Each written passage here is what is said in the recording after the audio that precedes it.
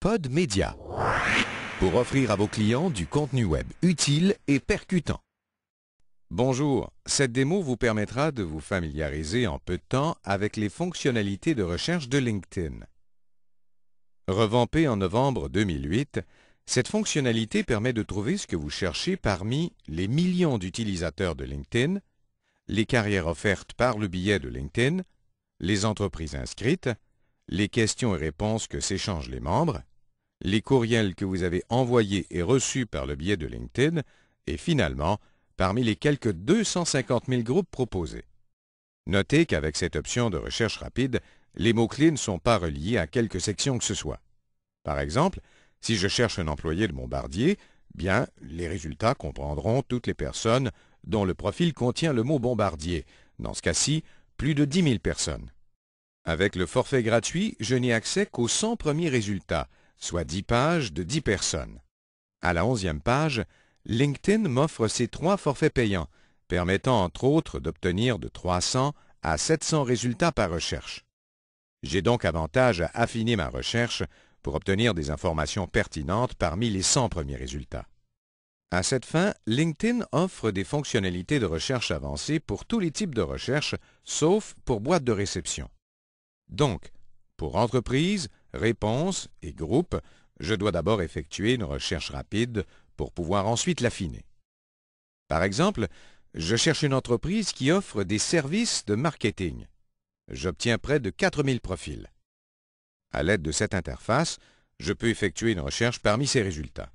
Par exemple, j'ajoute un mot-clé, disons Web, précise le code postal, favorise les entreprises employant des personnes qui font partie de mon réseau, et sa taille ne m'importe peu. J'obtiens alors une quarantaine d'entreprises. La fonctionnalité de recherche par entreprise est intéressante, mais quand même limitée. LinkedIn compte l'améliorer en 2009.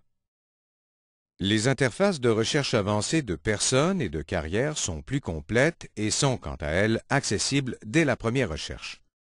Puisque la recherche de carrière a fait l'objet d'un podcast, je ne traiterai ici que de la recherche de personnes. Je clique sur Recherche avancée de personnes et là, 2 options me sont offertes. Recherche de personnes, l'option par défaut, et Recherche sur référence.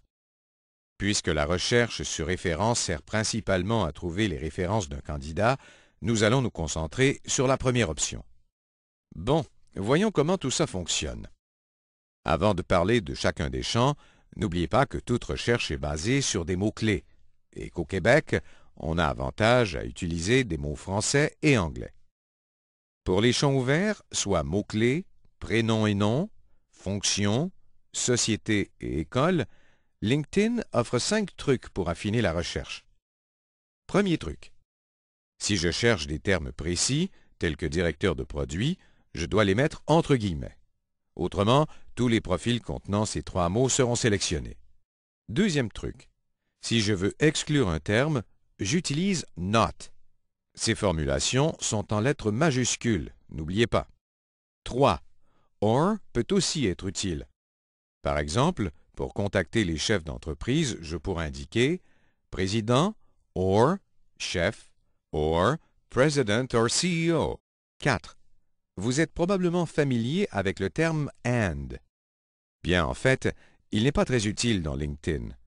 Par exemple, si je mets président espace chef versus président and chef, mes résultats seront les mêmes. Et un dernier truc. LinkedIn permet d'utiliser des parenthèses pour des recherches plus complexes. Par exemple, si je cherche un ingénieur ou un architecte qui maîtrise le Java et ses acronymes, mais qui n'a aucun lien avec CGI, j'écrirai ceci. Ça peut paraître un peu compliqué, mais vous allez voir, ça deviendra vite intuitif. Bon, parlons de chacun des champs. Les mots-clés inscrits dans ce champ peuvent se retrouver n'importe où dans le profil. En fait, c'est l'équivalent du champ de recherche rapide. Bien sûr, si vous cherchez une personne précise, vous pourriez indiquer son nom et prénom, ce que vous auriez aussi pu faire directement dans le champ de recherche rapide. Le champ « Lieu » est bien utile pour préciser la localisation des personnes recherchées. Donc, je clique sur « Basé à » ou « Près de », inscris le code postal et choisis un rayon, disons dans un rayon de 55 km de Montréal. Si je ne connais pas le code postal, je peux le trouver en cliquant sur Recherche. Tiens, je cherche des présidents d'entreprise en poste actuellement. Je n'ai aucune préférence pour la société, ni pour l'école, alors je laisse ces champs libres. Je peux cocher le nombre de secteurs qui me plaît. Si je n'en sélectionne aucun, alors ma recherche se fera parmi tous les secteurs. Les groupes dans cette boîte sont ceux auxquels je me suis joint. Même principe que pour les secteurs, si je n'en coche aucun, ma recherche ne sera pas limitée aux groupes sélectionnés. Toutefois, si je choisis d'effectuer ma recherche parmi les membres de certains groupes, je m'assure d'obtenir des personnes avec lesquelles je pourrai communiquer directement, donc sans introduction ni in-mail. Passons à la section du bas. Pour le champ « Intéressé par », la corrélation se fait avec les préférences de prise de contact qu'a choisi chaque utilisateur. Je préfère laisser cette option à « Tous les membres » et de juger par la suite si et comment je veux rejoindre les personnes. Le champ « A rejoint LinkedIn » peut être très pratique. Si j'avais effectué cette même recherche, disons, il y a un mois, et je voulais connaître les personnes correspondant à mes critères de recherche qui se sont ajoutées au réseau depuis, je cocherai alors « A rejoint LinkedIn » durant le mois écoulé. LinkedIn offre une autre façon d'obtenir de tels résultats. Je vous en reparle dans quelques instants. Je peux aussi limiter ma recherche aux personnes faisant partie de mon réseau, mais cette option me sera offerte quand j'aurai les résultats à mon écran. Je préfère donc attendre.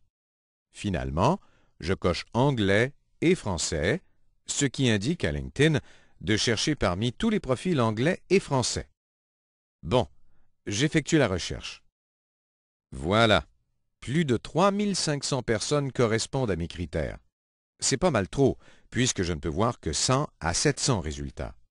Je vais donc me servir de cette interface, à la droite de l'écran, pour affiner ma recherche. Tiens, parmi ces personnes, je ne vais retenir que ceux qui font partie de mon réseau. Et voilà, j'obtiens près de 600 personnes. Maintenant, je veux consulter les 100 premiers profils ou acheter un forfait mensuel pour tous les voir. Je peux classer mes résultats de 4 façons. 1.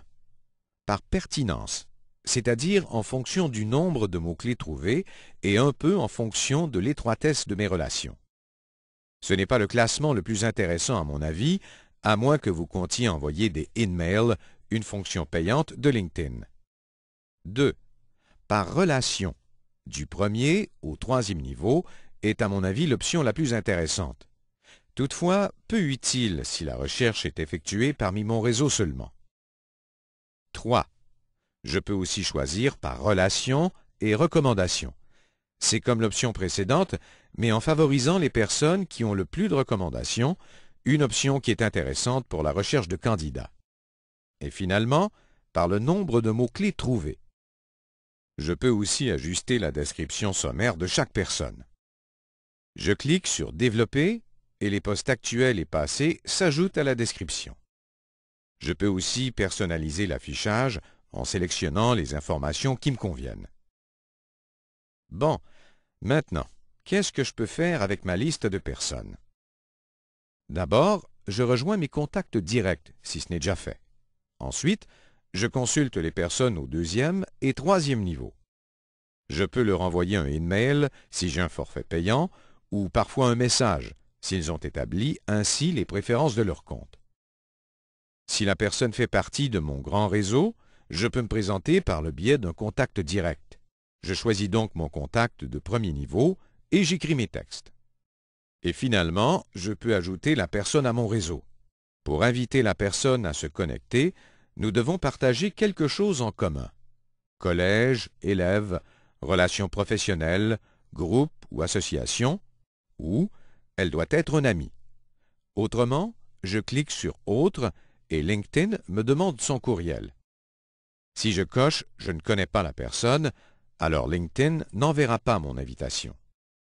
Analyser le profil et faire mes suivis auprès d'une centaine de personnes, c'est beaucoup d'ouvrage. Pour me faciliter la vie, je peux enregistrer ma recherche et la refaire quand bon me semble, et même recevoir par courriel les nouvelles personnes qui correspondent à mes critères de recherche. C'est une fonctionnalité vraiment très pratique. Une fois ma recherche enregistrée, c'est en cliquant ici que je peux la gérer. Le compte gratuit de LinkedIn offre 3 recherches en tout temps versus 5, 7 et 10 recherches avec les forfaits payants. Un petit truc pour conclure. Essayez différentes recherches et déterminez quelles sont les 3 recherches les plus appropriées pour atteindre vos buts. Si vos recherches identifient plus de 100 personnes, achetez un forfait pour 1 ou quelques mois, ce qui vous permettra de consulter 300, 500 ou 700 profils. Enregistrez vos recherches et par la suite, vous pourriez annuler votre forfait et LinkedIn vous transmettra automatiquement et surtout gratuitement les nouveaux membres correspondant à vos critères de recherche. LinkedIn est vraiment un outil de recherche très puissant. Profitez-en.